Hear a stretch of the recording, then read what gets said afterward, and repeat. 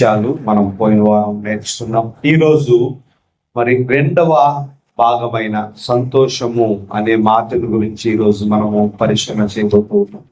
ఆత్మ ఫలములో, ఆత్మీయ జీవితంలో, ఆత్మీయ స్థితిలో ఒక ఆత్మీయత కలిగిన సహోదరి, ఒక ఆత్మీయత కలిగిన సహోదరుడు, దేవుని ఆత్మ చేత నింపబడిన వ్యక్తి జీవితంలో ఉండవలసిన సంతోషం. నేను చెప్పండి, సంతోషం.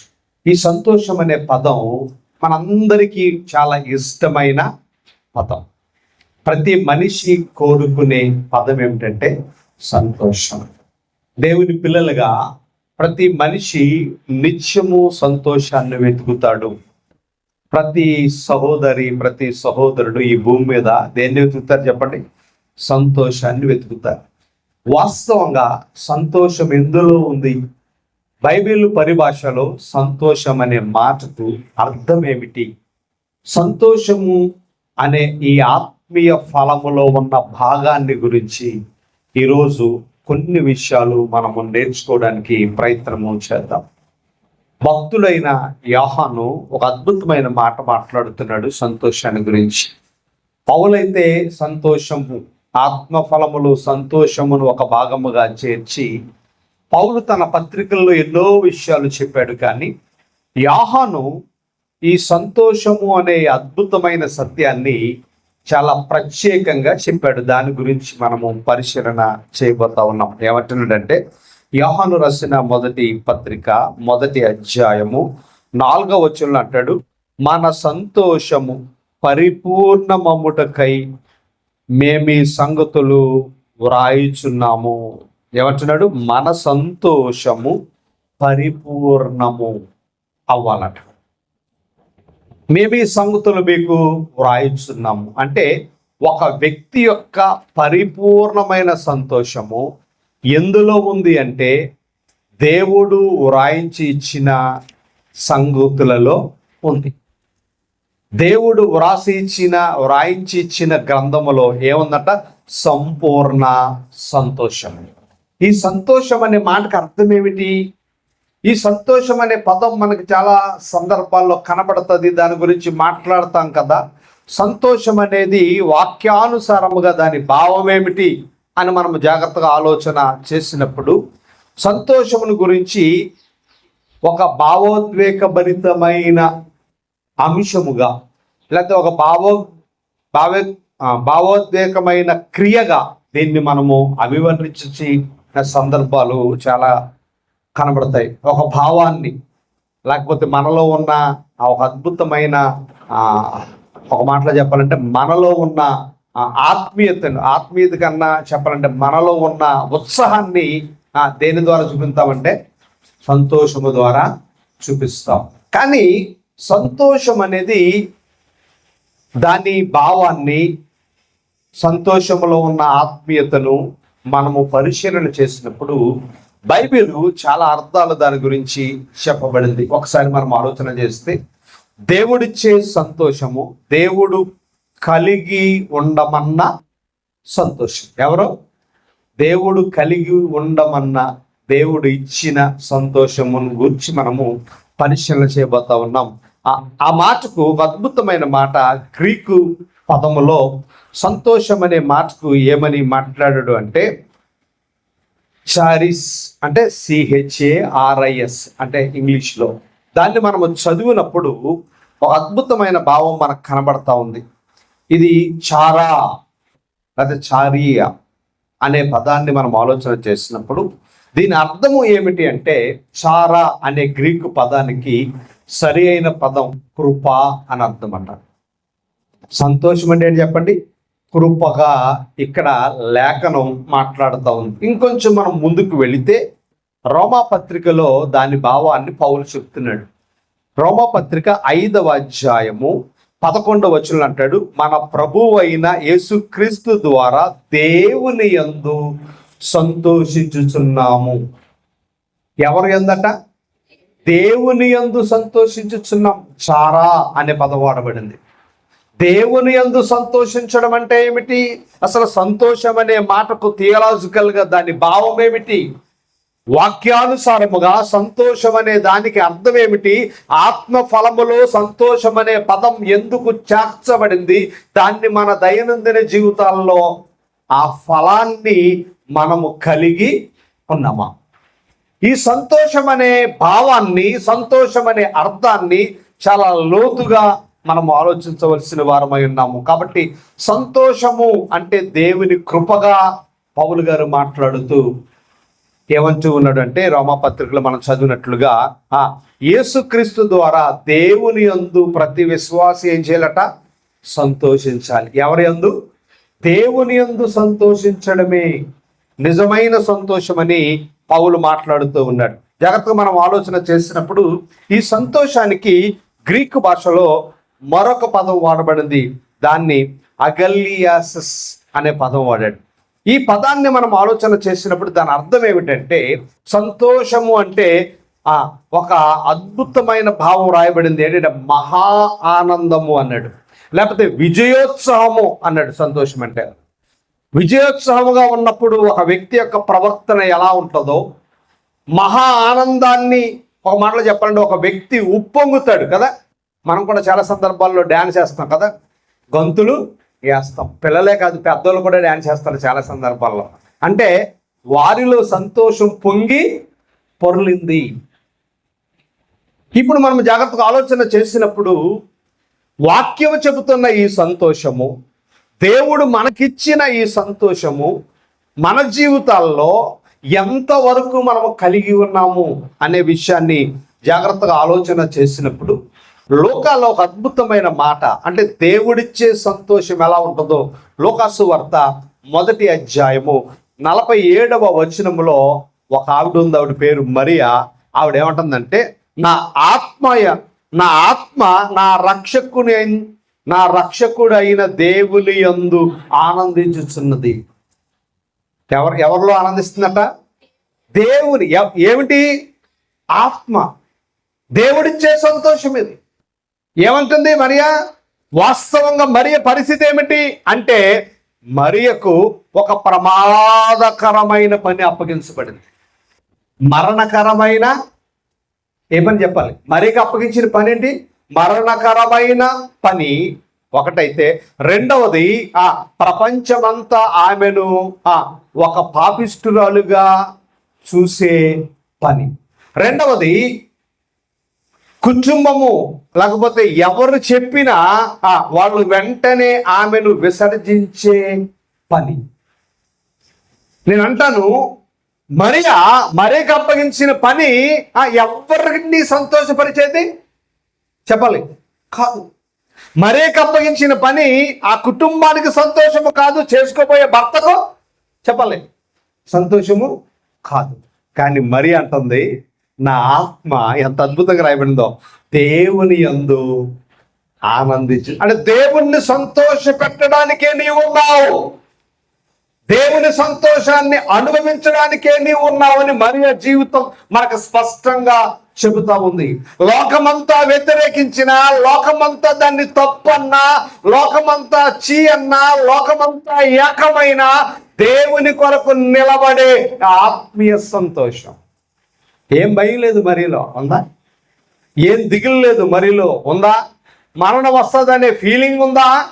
ఎవరేమనుకుంటారు? మాట్లాడతాడారు, ఎవరేమనుకుంటారు, వాళ్ళు ఏమనుకుంటారు, ఇదిగా వాళ్ళు ఏమనుకుంటారు కాబట్టి చెయ్యాలి, వీళ్ళు ఏమనుకుంటారు కాబట్టి చెయ్యాలి. మా బంధువుల్లో మా పేరు పోద్ది, మా సంఘంలో మా పేరు పోద్ది, మా ఊర్లో మా పేరు పోద్ది. ఎంతసేపు ఎదరోళ్ళ కోసమే బతకడం ఎదవ బతుకు. దేవుడు అంటున్న జీవితం, నీ సంతోషాన్ని కుటుంబంలోనో, సంఘములోనో, సమాజంలోనో, స్నేహితుల్లోనో, బంధువుల్లో ఎదుక్కునేది ఆత్మ సంబంధమైన సంతోషము కాదు. నిజమైన సంతోషం నువ్వు దేవునిలో వెతకాలి, దేవునిలో నీ ఆత్మ ఆనందించాలని అడుగుతున్నాను. దేవుని సన్నిధికి వచ్చిన నీవు ఆ ఆనందాన్ని అనుభవిస్తున్నావా? ఆ సంతోషాన్ని అనుభవిస్తున్నావా? దేవుని మందిరానికి వచ్చిన ఏడుపు ముఖం అందరి, దేవుని మందిరానికి వచ్చిన తలపొడి వచ్చేస్తున్నా, దేవుని మందిరానికి వచ్చిన ప్రశాంతత లేదు, దేవుని మందిరానికి వచ్చిన మన ముఖంలో ఆనందము లేదు. దానివల్ల ఏంటి ఉపయోగం? నువ్వు వచ్చినా ఒకటే, రాపోయినా ఒకటే. దేవుని సన్నిధికి ఎందుకు రావాలి అని మనం ఆలోచన చేసినట్లయితే, ఏ సంతోషానికైతే నువ్వు దూరం అయిపోయావో ఆ దూరం అయిపోయిన సంతోషముతో నింపబడి నువ్వు ఇంటికి వెళ్ళాలి. దేవుడిచ్చే సంతోషం, ఆ సంతోషానికి అవధులు లేదు. మరియ జీవితం మనకు సాదృశ్యంగా కనబడుతుంది. అంటే మీకు అర్థం కావాలి, సంతోషము, నిజమైన సంతోషం అనుభవించాలి అంటే ఆత్మీయ జ్ఞానం మనకి ఉండాలి. ఆత్మీయ జ్ఞానం లేకపోతే మనకు సంతోషం రాదు. మన సంతోషం ఎలాగుంటుందంటే, మనం నవ్వుతూ ఉంటే అవతలకి వెర్రితనంగా కనపడుతుంది. మెట్లు వచ్చిందంటే అలా నవ్వుతూ ఉంటారు కదా, కోపం వచ్చేస్తూ ఉంటుంది మనం నవ్వుతూ ఉంటే. ఎందుకో తెలుసా? ఆ సంతోషం విలువ మనకు మాత్రమే తెలుసు. ఆ సంతోషంలో ఉన్న ఆ మాధుర్యం మనకు మాత్రమే తెలుసు. ఒక క్రైస్తవుడు మాత్రమే శ్రమలో కూడా, వేదనలో, నిందలో సంతోషంగా ఉండగలడని లేఖనం చెబుతా ఉంది. దైవజనాంగమా, హెబ్రూ భాషలో సంతోషాన్ని గురించి 3వ పదం వాడబడింది, యూప్రాసునో అనే పదం.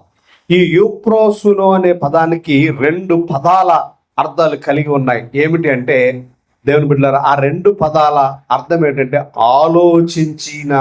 ఆలోచించే మనస్సు కలిగి ఉండడమే నిజమైన సంతోషం అట. ఏ మనసు చెప్పండి?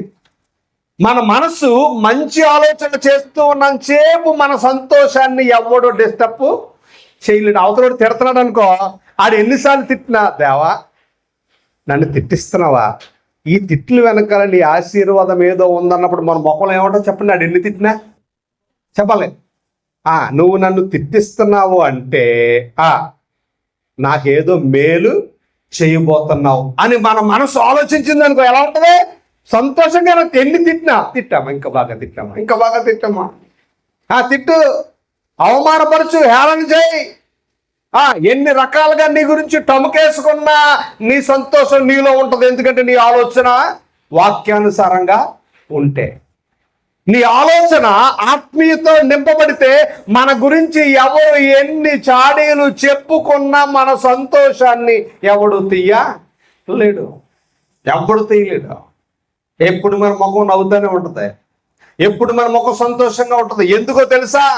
మన ఆలోచన దేవుని వైపు ఉంది, మన ఆలోచన దేవునితో ఉంది. కాబట్టి మన సంతోషాన్ని ఎవడు తీయలేడు. నేను అంటాను, ఇలాంటి సంతోషాన్ని నువ్వు అనుభవించగలుగుతున్నావా? దేవుడి ఇచ్చే సంతోషం ఇది, దేవుడు మాత్రమే ఇవ్వగలిగిన సంతోషము. దైవజనంగా దేవుని పిల్లలుగా మనం ఆలోచన చేసినప్పుడు సంతోషానికి ఆధారం ఏమిటి అంటే దేవుని కృప. సంతోషానికి ఆధారం ఏంటి చెప్పండి? దేవుని కృప. మీరు గమనించాలి, సువార్తను ప్రకటించడానికి పౌలు శీలలు ప్రయాణమై వెళ్ళినప్పుడు వాళ్ళని బంధించి కొరడాలతో కొట్టారు. వాళ్ళంతా దెబ్బలే, కొరడాలతో కొట్టడమే కాదు, బొండలు బిగించారంటే కదలకుండా. మీరు గమనించాలి, బొండలు బిగించడం అంటే కాళ్ళు చేతులు కదలకుండా సంఖ్యలు వేసేసారు. కూర్చోలేరు, నిలబడలేరు, పడుకోలేరు అన్నట్లు కొంత వాళ్ళ పరిస్థితి. నేను అంటాను, అలాంటి పరిస్థితుల్లో నీకు ఏడుపు వస్తుందా, సంతోషం వస్తుందా? కొరడా దెబ్బలు కొట్టారు, చెరసాలలో వేశారు, బయటకు వస్తామో లేని రామో తెలియని పరిస్థితి, మరల ఇంకో వాయింతారేమో తెలియని పరిస్థితి. అలాంటి పరిస్థితిలో వాళ్ళిద్దరూ రాయబడింది పాటలు పాడుతున్నారట. దేవునిలో మాత్రమే అనుభవించే నిజమైన సంతోషం. ఆయన కృప మనకు తోడుగా ఉంటే ఆ కష్టం మనకి కష్టంగా ఉండదు, ఆ బాధ మనకు బాధగా ఉండదు, ఆ వేదన మనకు వేదనగా ఉండదు, ఆ ఇబ్బంది మనకి ఇబ్బందిగా ఉండదు. ఎలా ఉంటుంది అంటే సంతోషముగా ఉంటుంది. ఇది దేవుడు కోరుకున్న సంతోషం. ఇది నీ ఆత్మీయ జీవితంలో నువ్వు ఫలించవలసిన సంతోషం. దేవుని పిల్లలుగా మనం ఆలోచన చేయాలి. దేవుని కృప మనకేమిస్తుందట? సంతోషాన్ని ఇస్తుంది. ఇందాక మనం చదువుకున్నాం కదా, ఏమంది ఆవిడ? ఒక అద్భుతమైన మాట మాట్లాడింది. ఎవరు? నా ఆత్మ నా రక్షకుడైన, అంటే రక్షణలో ఉంది సంతోషం. నా రక్షకుడు ఎవరో తెలుసా? ప్రభు. కాబట్టి నేను చేయబోయే యుద్ధంలో నాకు తోడుగా ఉండేది ఎవరో? నా రక్షకుడు అంటే నా రక్షణ. నేను చేయబోయే యుద్ధం, దేవుడు నాకు అప్పగించిన పని, దేవుడు నాకు అప్పగించిన బాధ్యతల్లో నాకు తోడుగా ఉండేది కుటుంబం అందా, నాకు తోడుగా ఉండేది నా భర్త అని అందా మరియమ్మ. దేవుని కొరకు నేను చేయబోయే పోరాటం ముందు చూసావా? దేవుని కొరకు నేను చేయబోయే యుద్ధం ముందు చూసావా? దేవుని కొరకు నేను చేయబోయే ఆ పని ముందు చూసావా? దానికి రక్షణ ఎవరు అంటే నా ప్రభువు అయిన యేసుక్రీస్తు. నేను అంటాను, నీ సంతోషములో అలాంటి రక్షణను నువ్వు కలిగి ఉన్నావా? నీ సంతోషములో అలాంటి కృపను, ఒక పక్క ఒళ్ళంతా అలసిపోయినా, ఒక పక్క దెబ్బలు తిన్నా, ఒక పక్క నింద వచ్చినా, ఒక పక్క అవమానం వచ్చినా, ఒక పక్క మన జీవితం చీకటిలో ఉన్నా, అలాంటి స్థితిలో ఆయన కృప నిన్ను సంతోషంగా ఉంచగలుగుతుందా? ఆయన పని, ఆయన రక్షణ భాగ్యం నీకు సంతోషాన్ని. నేను అంటాను, రక్షణ పొందిన తర్వాత ఎవడైతే ఆత్మలో సంతోషించాడో వాడి వల్ల వాడికి ఉపయోగం లేదు, దేవునికి ఉపయోగము లేదు. దేవుని పిల్లలుగా మనం ఆలోచన చేయాలి. దైవ జనాంగమా, నిజమైన సంతోషము ఆయన కృప ద్వారా కలుగుద్ది. నిజమైన సంతోషం ఆయన రక్షణ ద్వారా కలుగుతుంది. నిజమైన సంతోషము పరిశుద్ధాత్మ మనలో ఉన్నాడు అనడానికి ఆత్మఫలమైన సంతోషం మనలో, పరిశుద్ధాత్ముడు నాలో ఉన్నాడు అంటాకు రుజువేంటి? నేను ఎప్పుడు సంతోషంగానే ఉండాలి, ఉంటాను. ప్రభువు మెచ్చే ఆత్మీయ జీవితం, ప్రభువు కోరుకునే ఆత్మీయ జీవితం ఎలాగుంటుందంటే ఎప్పుడు సంతోషంగానే కనబడుతుంది. ప్రపంచంలో ఉన్న బాధలన్నీ మన నెత్తి మీద ఉన్నట్టు ఉంటాయి. మన మొక్కలు చూస్తూ ఉంటే ఎలాగున్నావమ్మా అనాలి, కానీ ఇంకా క్యాసెట్ వేస్తారు. ప్రపంచంలో ఉన్న బాధలన్నీ నాకే ఉన్నాయండి, ప్రపంచంలో ఉన్న సమస్యలన్నీ నాకే ఉన్నాయని మొత్తం కథ. అయ్యి బాబోయ్, అంటే నీ ఆత్మీయ సంతోషం నీలో లేదు, ఆత్మఫలం నీలో లేదు. ఆత్మఫలం ఉన్న వాటిలో ఏముంటుందని లేఖనం చెప్తుంది? సంతోషం ఉంటుంది. ఆ సంతోషం దేనితో తయారు చేయబడింది అంటే ఆయన కృప ద్వారా తయారు చేయబడింది. ఆయన కృప మనకు తోడుగా ఉన్నప్పుడు ఎవడు భయపడిందా మరియా? భయపడ్డారా పౌలు శీలలు? ఆయన కృప మనకు తోడుగా ఉన్నప్పుడు యుద్ధం చేయడానికి నువ్వు భయపడవు. ఆయన కృప మనకు తోడుగా ఉన్నప్పుడు, ఆయన రక్షణ నాకు తోడుగా ఉందన్నప్పుడు నువ్వు దేనికి భయపడవు. దేనికి భయపడు. వాళ్ళేమనుకుంటారో, వీళ్ళేమనుకుంటారో, వాళ్ళు వస్తారో రారో, వీళ్ళతో భయం భయం భయం భయపడుతూనే దేవునికి దూరం అయిపోతూ బ్రతుకుతున్నావు, సంతోషం లేకుండా బ్రతుకుతున్నావు. నిజమైన సంతోషాన్ని ఉన్నవాడు ఆయన రక్షణ బట్టిదే ఏం చేస్తాడట? సంతోషిస్తాడు. ఆయన నాకు రక్షకుడిగా ఉన్నాడు. మరి అమ్మదే అంటుంది, ఆయన నాకు రక్షకుడిగా ఉన్నాడు, పరిశుద్ధాత్ముడు నాలో ఉన్నాడు అనడానికి రుజువేంటో తెలుసా? సంతోషం. పాత నిబంధన చరిత్రలో ఇర్మియా ఒక అద్భుతమైన మాట మాట్లాడాడు. ఇర్మియా గ్రంథాన్ని ఒకసారి మనం చూస్తే ఒక శ్రేష్టమైన మాట నేను మీకు చూపించి త్వరగా ముందుకు వెళ్ళాలని ఆశపడుతూ ఉన్నాను. నిజమైన సంతోషానికి మూలమేంటో తెలుసా? మొట్టమొదటిగా ఆయన కృప. ఆయన కృప. రెండవది ఆయన ఇచ్చిన రక్షణ. మూడవది పరిశుద్ధాత్మ సహవాసము. నాలుగవది ఇర్మియా గ్రంథము 15వ అధ్యాయములు అంటాడు. మనందరికి తెలిసిన మాట ఒకసారి చూద్దామా? ఇర్మియా గ్రంథము 15వ అధ్యాయము. ఆ మాటను మనం జాగ్రత్తగా చూద్దామా? ఇర్మియా గ్రంథము 15వ అధ్యాయము 16వ వచనం చదువుదాం. ఇర్మియా గ్రంథము 15వ అధ్యాయం 16వ వచనం అంటాడు, ఏమంటాడు తెలుసా? నీ మాటలు నాకు దొరకగా నేను వాటిని భుజించి తిని. ఆయన వాక్యం మనకు సంతోషాన్ని ఇస్తాం. ఎప్పుడైతే ఆయన వాక్యాన్ని పట్టుకున్నామో, శ్రమలలో నీకు తోడుగా ఉంటా అనే మాట వినబడిందో వెంటనే మనకి ఏమవుతుందో చెప్పండి? సంతోషం వస్తుంది. తల్లి తన బిడ్డను మరిచినా నేను నిన్ను మరువను అనే మాట మనకి ఎప్పుడైతే కనబడిందో అప్పుడు అనిపిస్తుంది తల్లి లేని లోటు, తండ్రి లేని లోటు ఒకవేళ నీ జీవితంలో ఉన్న ఆయన మాట నీకు ఏమిస్తుంది తెలుసా? సంతోషాన్ని ఇస్తుంది. నేను అంటాను, దేవుని వాక్యముతో ఎవరైతే నింపబడతారో వాళ్ళ జీవితాల్లో ఏమంటో చెప్పండి? సంతోషం ఉంటుంది. ఎందుకంటే దేవుని వాక్యముతో నింపబడిన వాడికి కృప అంటే తెలుస్తుంది. దేవుని వాక్యముతో నింపబడిన వాడికి రక్షణ అంటే తెలుస్తుంది. దేవుని వాక్యముతో నింపబడిన వాడికి దేవుని సామర్థ్యం ఏమిటో తెలుస్తుంది. దేవుని వాక్యముతో నింపబడిన వాడికి పరిశుద్ధాత్ముడు ఏం చేస్తాడో తెలుస్తుంది. దేవుని వాక్యముతో నింపబడిన వాడు ఎలాగ ప్రవర్తించాలో, సమయోచితంగా ఎలాగ మాట్లాడాలో, సమస్యలు ఎలా ఎదుర్కోవాలో, ఇబ్బందికి ఎలా నిలబడాలో తెలుస్తుంది. దేనితో నింపబడితే? వాక్యముతో నింపబడితే.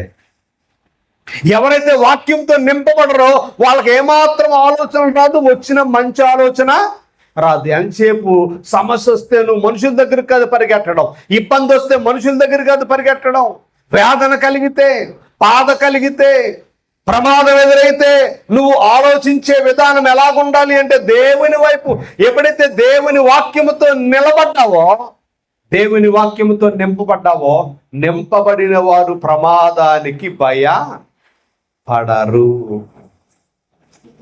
పౌలు దేవునితో నింపబడి వాక్యముతో నింపబడి అన్నాడు, నా మట్టుకైతే బ్రతుకుట క్రీస్తే.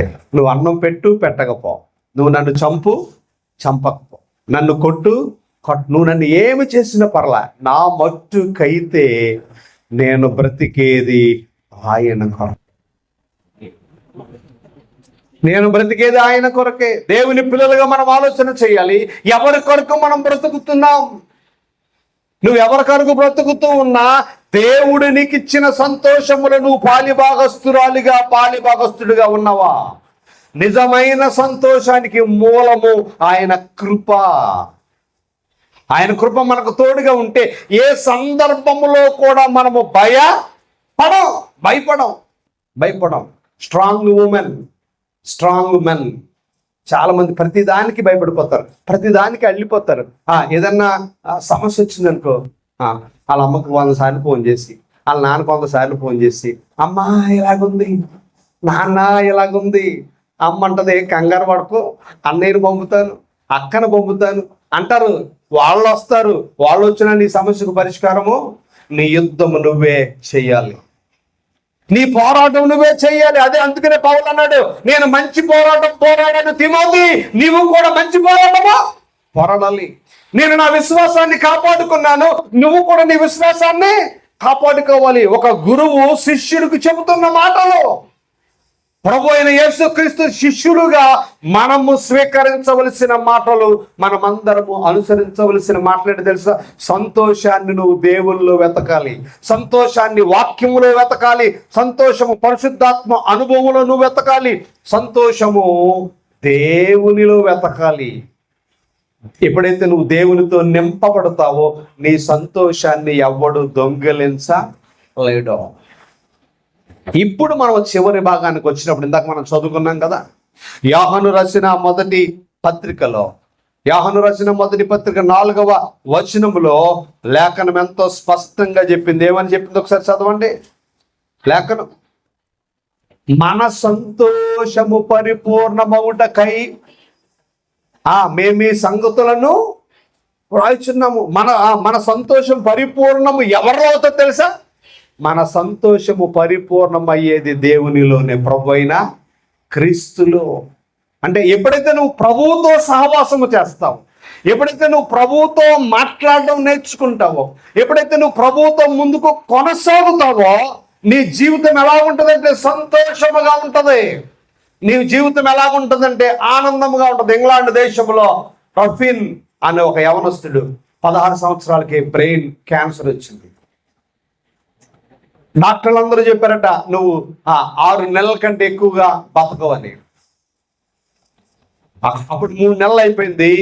ఇప్పుడు అతను క్యాన్సర్ ట్రీట్మెంట్ కొరకు ఒక ఆర్గనైజేషన్, అంటే క్యాన్సర్ రోగులందరికీ కూడా ఫుడ్ ఇచ్చి వాళ్ళని కొంచెం బతికినన్నదో అన్ని రోజులు సంతోషంగా ఉంచడానికి ఒక అద్భుతమైన హాస్టల్ లాంటిది పెట్టారు. హాస్టల్ మన భాషలో అర్థం అవడానికి ఒక క్యాంపెయినింగ్ అనమాట. Cancer patient campaigning. వాళ్ళు ఏం చేస్తారంటే లాస్ట్ స్టేజ్లో ఉన్న క్యాన్సర్ రోగులందరినీ ఒక దాంట్లో పెట్టి వాళ్ళకి భోజనం పెట్టి వాళ్ళ సంతోషం, అంటే చివరి రోజులు సంతోషంగా ఉండడానికి, ఆనందంగా ఉండడానికి వాళ్ళకి కావాల్సిన ఫుడ్, టీవీ అన్ని ఏర్పాట్లు చేస్తారంటే మెడికల్ క్యాంప్ లాగా క్యాన్సర్ క్యాంప్ అనమాట. ఆ కుమారుణ్ణి ఆ క్యాన్సర్ క్యాంప్కి తీసుకెళ్లారట. తీసుకెళ్ళినప్పుడు అందరూ అందరూ క్యాన్సర్ రోగులే, అందరూ కొన్ని రోజుల్లో చచ్చిపోయేవాళ్ళే, అందరూ కొన్ని రోజుల్లో చచ్చిపోయేవాళ్ళే. అందరి ముఖాలు ఎలాగున్నాయంటే ఆ టీవీ పెట్టి ఎన్ని జోకులు చేసినా అక్కడ ఉన్న ఆ వాలంటీర్స్ వాళ్ళని నవ్వించడానికి కోతేసాలు ఆయాసాలు వేస్తా ఉన్నా నవ్వుతున్నారు, కానీ వారి ముఖాల్లో ఏమీ సంతోషం. ఒక వ్యక్తి ముఖంలో మాత్రం ఎప్పుడు సంతోషం కనబడుతుందంట. ఈ ఆసిన్ అనే వ్యక్తిలో ఎప్పుడూ నవ్వుతూనే ఉన్నాడు. అతని ఆయుష్కాలము 2 నెలల 14 రోజులు వచ్చేప్పటికి 2 నెలల 14 రోజులు టైము డాక్టర్లు ఇచ్చినప్పుడు అతని మొక్కలో ఏం కనబడుతుందంటే సంతోషం కనబడుతుంది. వాళ్ళందరితో నవ్వుతున్నాడు, వాళ్ళందరితో మాట్లాడుతున్నాడు. కానీ పొద్దున్నే లెగ్గానే ఆ వ్యక్తి అలా బయటికి వెళ్ళిపోయి 1 గంట మాట్లాడుకుని వచ్చేవాడట. కొంతమంది పిచ్చోళ్ళు తమలో తాము అని అనుకుంటాం మనం, అనిపిస్తుంది కదా. కొంతమంది మాట్లాడుతూ ఉంటే పిచ్చోడు ఏంటి ఇలా మాట్లాడేసుకున్నారు అనిపిస్తుంది. అలాగే మళ్ళీ మధ్యాహ్నం భోజనం అయిన తర్వాత అలా వెళ్ళి ఆ గోడ చివరికి వెళ్ళి మాట్లాడి మరలా వచ్చి కూడట. సాయంకాలం ఎప్పుడైతే ఈ వ్యక్తి వెళ్ళి మాట్లాడి వచ్చిన తర్వాత ఆ పవరు మధ్యాహ్నం దాకా సంతోషంగా ఉండేది. మధ్యాహ్నం భోజనం చేసాక మళ్ళీ బెక్కమామ వేసేవాడు, మళ్ళీ వెళ్ళేవాడట, మాట్లాడేవాడు, వచ్చేవాడు, మళ్ళీ ఎనర్జీగా ఉండేది. మళ్ళీ సాయంకాలం పడుకో ముందు కూడా వెళ్ళేవాడు, మాట్లాడేవాడు, వచ్చేవాడు, ఎనర్జీతో నింపబడేవాడు. వీళ్ళకి అర్థం కాలేదండి, ఏంటి వెళ్తున్నాం మాట్లాడుతున్నాం వస్తున్నాం, అక్కడ ఏం కనబట్టలేదు, ఎవడో లేడు. చివరి 14 రోజులు వచ్చాయి, మంచం మీదకి వచ్చేసాడు. అన్నీ లిక్విడ్ రూపంలోనే అతనికి ఇవ్వబడతా ఉన్నాయి. అన్ని లిక్విడ్ రూపంలో ఇవ్వబడుతూ ఉన్నప్పుడు ఆ నర్సుతో చెప్పాడట చివరి మాటలు, నువ్వేమనుకోకపోతే ఒక వచ్చును నువ్వు రోజు నాకు చదివి వినిపించాలి. అలాగే ఆ నర్సు, ఎందుకంటే వాలంటీర్స్ మనం ఎలా చెప్తే అలాగా ఏమిటి అంటే అతను ఎన్నుకున్న వచ్చిన ఏంటో తెలుసా? ఫిలిప్పి 4:4 ఆనందించుడి ప్రభువునందు.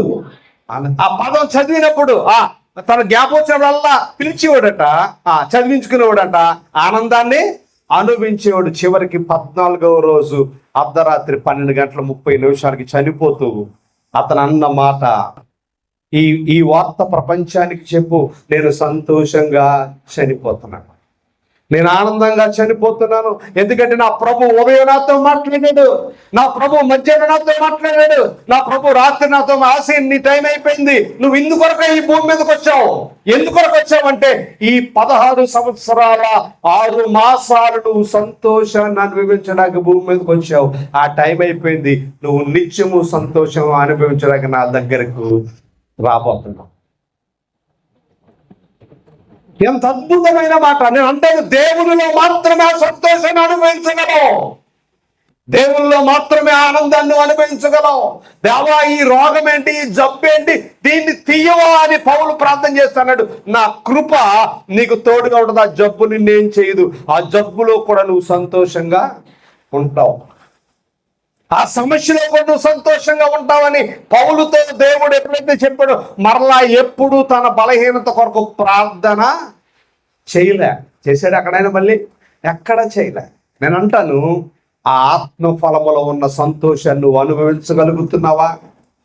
ఒకవేళ నీ సంతోషాన్ని ఎవరైనా 10 నిమిషాలు ఆపగలరేమో, 1 నిమిషం ఆపగలరేమో, నిన్ను అవమానపరచో, హేళన చేసో, నిన్ను ఓడించో, నిన్ను పడగొట్టో, నిన్ను చేతగాని వ్యక్తిగా నిలబెట్టో తాత్కాలికంగా వాళ్ళు విజయాన్ని పొందగలరేమో, కానీ దేవుడిచ్చే సంతోషం నుండి ఈ ప్రపంచంలో నన్ను ఎవడు దూరము చేయలేడు. ఆయన మాత్రమే ఇవ్వగలిగిన సంతోషం. ఆ సంతోషము ఆయన కృప ద్వారా ఇచ్చాడు. ఆ కృప పొందుకున్న మరియా సంతోషిస్తూనే ఉంది. ఆ కృపను పొందుకున్న మరియా కాదు, దేవుడిచ్చిన ఆ రక్షణ భాగ్యాన్ని పొందుకున్న పౌలు శీలలు ఆ సమస్యలలో దెబ్బలలో కూడా వారు సంతోషాన్ని అనుభవించారు. కాబట్టి దేవుని పిల్లలుగా నేను అంటాను, ఆత్మఫలం అనే నిజమైన సంతోషం నీలో ఉందా? ఆ సంతోషానికి అర్హురాలుగా, ఆ సంతోషాన్ని అనుభవించే అద్భుతమైన పాత్రగా నువ్వు అనుభవిస్తూ ఉన్నావు. గమనించాలి దేవుని బిడ్డలారా, లోకం ఇచ్చే ఆనంద పరిస్థితులను బట్టి ఉంటుంది. ఎవరైనా మనకి ఐఫోన్ కొనిచ్చారనుకో, కాసేపు ఎలా ఉంటుంది మనకి, అబ్బాయి ఎంత బాగుందో, పరిస్థితులు బట్టి వచ్చే సంతోషం. నేను అంటే దేవునిపై ఉండే సంతోషము, నిజమైన సంతోషం దేవుని మీద ఆధారపడుతుంది. లోక సంబంధమైన సంతోషం పరిస్థితులను బట్టి. 1 గ్రాము బంగారం బాగా పెరిగింది, 2 గ్రాములు ఎవరైనా ఇస్తే ఆ సంతోషం ఉంటుంది. ఇది భౌతికమైన సంతోషం. కానీ దేవుడిచ్చే సంతోషము పరిస్థితులపై ఆధారపడదు. నీకు ఆహారం ఉన్నా లేకపోయినా, బంగారం ఉన్నా లేకపోయినా, వస్త్రాలు ఉన్నా లేకపోయినా, బంధువులు ఉన్నా లేకపోయినా, స్నేహితులున్నా లేకపోయినా, మాట్లాడేవారు ఉన్నా లేకపోయినా, ప్రేమించేవారు ఉన్నా లేకపోయినా, నువ్వు ఒంటరిగా ఉన్న ఆ సంతోషము నీ నుండి దూరము. ఇది దేవుడిచ్చే సంతోషం. ఈ సంతోషం పరిస్థితులను బట్టి వచ్చేది కాదు. ఈ ఆనందం పరిస్థితులను బట్టి వచ్చేది కానే కాదు. తాత్కాలికమైన ఆనందం పరిస్థితులను బట్టి వస్తుంది. దేవుడిచ్చే సంతోషము దేవునిపై ఆధారపడిన వారికి వస్తుంది. రెండవది, లోకమిచ్చే సంతోషం తాత్కాలికమైంది. ఒక మంచి డ్రెస్ బర్త్డేకి ఇస్తే అది వేసుకోనని చెప్పి సంతోషం తీసేసి 1 గంట తర్వాత మళ్ళీ దాన్ని చూడను. మంచి డ్రెస్ బాగుందని వేసుకుని ఒకసారి వేసుకుంటావు, రెండోసారి వాష్కి వెళ్ళి వచ్చిన తర్వాత దాని మీద నీకేం ఉండదు. అంటే టెంపరరీ. వస్తువుల ద్వారా, మనుషుల ద్వారా మనకు బాగా ఇష్టమైన వాళ్ళు వచ్చి కూర్చున్నారనుకో, కాసేపు చాలా హుషారుగా ఉంటాం, మళ్ళీ వెళ్ళిపోతారు, ఆ హుషారు పోతారు. ఇది మనుషులు ఇచ్చే సంతోషం తాత్కాలికమైనది. దేవుడిచ్చే సంతోషం స్థిరమైనది. మనుషులు స్థిరంగా ఉండరు, గుర్తుపెట్టుకోవాలి. ఈ ప్రపంచంలో ఏ బంధము స్థిరమైనది కాదు.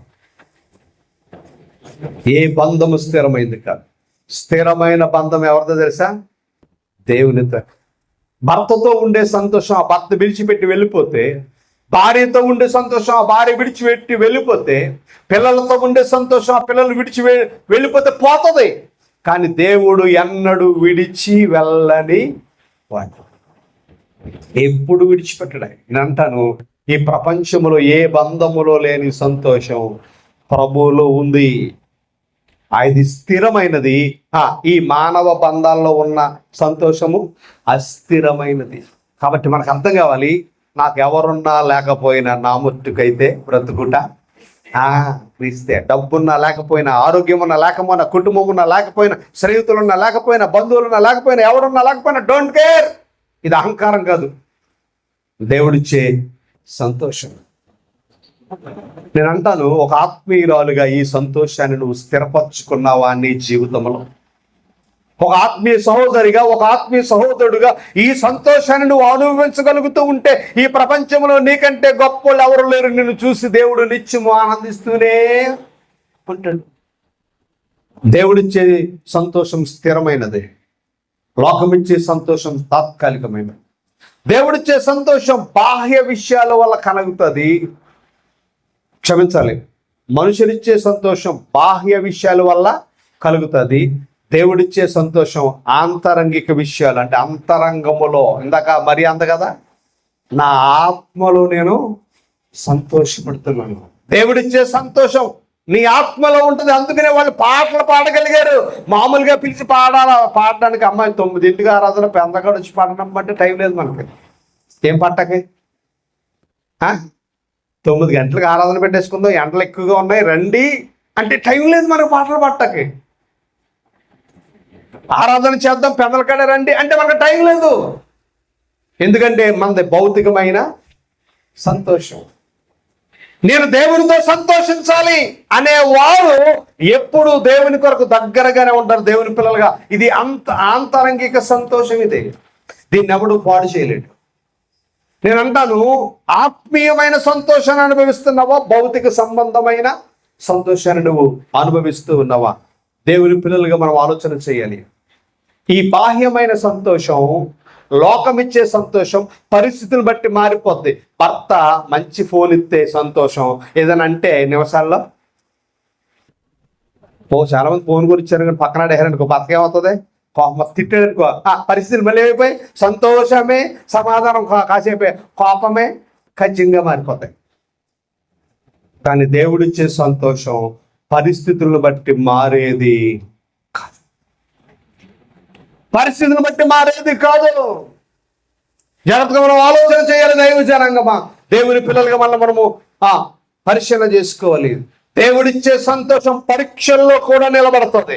దేవుడిచ్చే సంతోషం బాధల్లో నిలబడుతుంది. దేవుడిచ్చే సంతోషం కష్టాల్లో నిలబడుతుంది. దేవుడిచ్చే సంతోషం వ్యాధుల్లో నిలబడుతుంది. మా 19వ శతాబ్దంలో రష్యా దేశానికి ఒక దైవజనుడు వెళ్ళాడు సువార్తను ప్రకటించడానికి. 19వ శతాబ్దంలో 1905, 6 ఆ మధ్యకాలంలో ఒక అద్భుతమైన దైవజనుడు రష్యా దేశానికి సువార్తను ప్రకటించాడు. అప్పుడు రష్యా ఎలాంటిది అంటే కమ్యూనిస్టు దేశము. సువార్త ప్రకటిస్తూ ఉన్నప్పుడు అతను తీసుకెళ్లి చెరసాలలో వేశారు. చెరసాలలో వేసిన నవ్వుతా ఉన్నాడట, సంతోషంగా ఉన్నాడు, డాన్స్ చేస్తూ పాటలు పాడుతున్నాడు జైల్లో. డాన్స్ చేస్తూ పాటలు పాడుతూ ఉంటే అధికారికి అమ్మొచ్చిడికి భోజనం పెట్టకుండా అన్నారట. భోజనం పెట్టడం మానేశారు, అయినా కానీ డాన్స్ చేస్తున్నాడు. మళ్ళీ కొమ్మొచ్చి అన్నాడట, ఈ వ్యక్తికి మంచిని కూడా ఇవ్వకుండా చెప్పండి, మంచిని కూడా ఇవ్వడం మానేశారు. 3 రోజులు అయిపోయింది, అయినా కానీ ఆ వ్యక్తి ముఖంలో సంతోషం, అతని శరీరంలో ఆనందం, ఆనందిస్తూనే ఉన్నాడు. ఈ కోపం వచ్చి అన్నాడంట, ఓ పని చేయండి, ఒక గాజు జాడీ నిండా ఎర్ర చీమలు నింపి తీసుకుని రండి, ఆ జాడీలో అతన్ని మూట కట్టి వేసేయండి అన్నాడట. ఎర్ర చీమలు పెద్ద జాడీ తీసుకొచ్చారు, దాని నిండా చీమలు ఉన్నాయి, అందులో పడేశారట. పడేగానే అవి ఒంటి మీద పాకి కుట్టినప్పుడు అమ్మ అన్నాడట. అమ్మ అన్న తర్వాత ఇంకా అమ్మ లేదు నాన్న లేదు, ఆ చీమలు ఒళ్ళంతా కొడతా ఉంటే అదే గాజు జాడీలో డ్యాన్స్ చేస్తూ దేవుణ్ణి మహింపరుస్తూ ఉన్నాడట. వీడికి పిచ్చెక్కిపోయింది. ఎవరికి? ఈ అధికారికి పిచ్చెక్కిపోయే వాళ్ళు అందరూ అంటే, ఏంటి వాళ్ళలో ఉన్న సంతోషం? ఆస్తి ఉంది, పెద్ద ఉద్యోగము, పిల్లలు ఉన్నారు, నాకు లేని సంతోషం వాళ్ళలో ఎలా వచ్చింది అని బయటకు తీసుకురండి అన్నాడట. బయటకు తీసుకొచ్చిన తర్వాత ఆ దైవజనుడు సువార్త చెప్పాడు. ఆ సువార్తను అతను మారు మనసు పొందాడు. ఆ నిజమైన సంతోషాన్ని అనుభవించడం ప్రారంభించాడు. ఈ మాట ఎందుకు చెప్తాను తెలుసా? నిజమైన సంతోషం నువ్వు ఆత్మలో ఎప్పుడైతే బలపడతావో, ఆత్మలో ఎప్పుడైతే నువ్వు గంతులు వేస్తావో, ఎప్పుడైతే ఆత్మతో నింపబడతావో, తాత్కాలికమైన శ్రమలు నిన్ను ఏమీ చేయలేవు. తాత్కాలికమైన పరిస్థితులు మనల్ని ఏమీ చేయలేవు. అందుకని ఆత్మఫలం, ఒక ఆత్మీయ స్థితిలో ఉండవలసిన 2వ భాగం ఏంటో తెలుసా? సంతోషము. సంతోషము. చాలా కాలం క్రితం ఒక జరిగిన చరిత్ర నేను విన్నాను, బహుశా మీరు కూడా విని ఉంటారు దేవుని బిడ్డలారా. ఒక తల్లికి 2 కుమార్తెలు ఉన్నారు. ఒక కుమార్తె చనిపోయింది. దేవుడు పెద్ద కుమార్తెను ఆయన సన్నిధికి తీసేసుకున్నాడు. పెళ్ళయింది, పిల్లలు పుట్టారు, అనారోగ్య పరిస్థితి, చనిపోయింది. ఇంకా 2వ కుమార్తె, ఆవిడ అనుకునేదంట, పోలే పెద్ద కుమార్తె దేవుడి దగ్గరికి వెళ్ళిపోతుంది, 2వ కుమార్తె ఉంది కదా నాకు అని బాధతో ఎప్పుడు కనబడేది కదంట, ఎప్పుడు ఆదివారం మానేది కదంట, ఎప్పుడు దేవుడి సన్నిధికి ముందు ఉండేదట. ఒకరోజు తన చిన్న కూతుర్ని చూడడానికి ప్రయాణమై వెళుతూ ఆ కూతురు దగ్గర వెళ్ళబోతూ ఉన్నప్పుడు ఒక 3 కిలోమీటర్లు ఒక సరస్సు, ఒక పాయి లాంటిది, అంటే మన భాషలో చెప్ప ఒక నది దాటి అవతలకు వెళ్ళాలి చిన్న కూతురు దగ్గరికి. అప్పుడున్న పరిస్థితుల్లో బ్రిడ్జీలు, రోడ్లు లేవు. అలాంటి సమయంలో వెళుతూ ఉన్నప్పుడు దేవుని బిడ్డలారా, పడవెక్కింది. 1 కిలోమీటర్ ప్రయాణం చేసినప్పుడు ఇంకా 2 కిలోమీటర్లు ప్రయాణం చేయాలి. సడన్ గా వాతావరణం మారింది. ఒక రకమైన వర్షం, గాలి బయలుదేరినప్పుడు ఆ పడవ నడిపించే ఆ వ్యక్తి అన్నాడట, అందులో 50 మంది ఉన్నారు, ఇక మీ దేవుళ్ళు ప్రార్థించండి, మనం అవతలకి వెళ్తామని గ్యారంటీ లేదు. ఇంకా 2 కిలోమీటర్లు వెళ్ళాలి. ఈ గాలికి ఎన్ని రకాలుగా తెడ్డులాగినా ముందుకు వెళ్ళలేకపోతున్నాను, మీరు మీ దేవుణ్ణి ప్రార్థన చేయమంటే అందులో కావుడు లేచి నిలబడి సంతోషమే సమాధానమే అని పాడుతుందట. పాడగానే పక్కోడు కొమ్మ చచ్చిపోయేలా ఉంటే సంతోషం సమాధానం అంటావు బట్టి బుద్ధి ఉందా లేదా నీకు అని అంటే, మళ్ళీ అంటుందంట, ఈ సంతోషము నీకు కావలేనా, ఈ సంతోషము అనగానే ఆడి బుర్ర పిక్కిన అమ్మ నీకు వందనాలమ్మా, ఏం పాటలమ్మా ఏంటమ్మా అంటే అప్పుడు చెప్పిందంట, నాకు 2 కూతుర్లు, నా పెద్ద కూతురు చనిపోయింది 6 సంవత్సరాలకి, ఇప్పుడు నా 2వ కూతురు చూడగా నేను వెళ్తున్నాను అవతలకి. ఒకవేళ నేను బతుకుంటే నా 2వ కూతురు దగ్గరికి వెళ్తాను, నేను చనిపోతే నా పెద్ద కూతురు దగ్గరికి. చివరి గడియల్లో కూడా సంతోషాన్ని కోల్పోని జీవితం, మరణాన్ని కళ్ళ ముందు ఉన్నప్పుడు, ప్రమాదానికి పొంచి ఉన్నప్పుడు, నీవు చావుకు సిద్ధమైనప్పుడు కూడా చెరగని సంతోషంతో నువ్వు నిలబడతావు చూడు, అది నిజమైన విశ్వాస జీవితం, నిజమైన భక్తి జీవితం. నువ్వు బ్రతుకుతున్నావు అలాగా. అలా బ్రతకగలుగుతున్నావా? శోధనలు నీ మీదకి వస్తున్నాయి, యుద్ధాలు నీ మీదకి వస్తున్నాయి, దండు నీ మీదకి వస్తుంది, సమస్యలు నీ మీదకి వస్తున్నాయి. ఆ సమయం ఊపిరి పీల్చుకోవడానికి కూడా అవకాశం లేకుండా ఒకదాని మీద ఒకటి అష్ట దిగ్బంధనము చేత నువ్వు నిండి ఉండగా నువ్వు చెప్పవలసిన మాట సంతోషమే, సమాధానమే, ఆనందమే, పరమానందమే. ఆనందించుడి, మరలా చెప్పుదును. అంట నీ 2026లో ఈ 6 మాసాలలో నీ జీవితంలో సంభవించిన ప్రతి పరిస్థితిని బట్టి ఆత్మీయంగా నువ్వు సంతోషంగా ఉన్నావా? ఆత్మీయంగా నువ్వు దిగజారి పోయావా? మనం పరిశీలన చేసుకుందాం.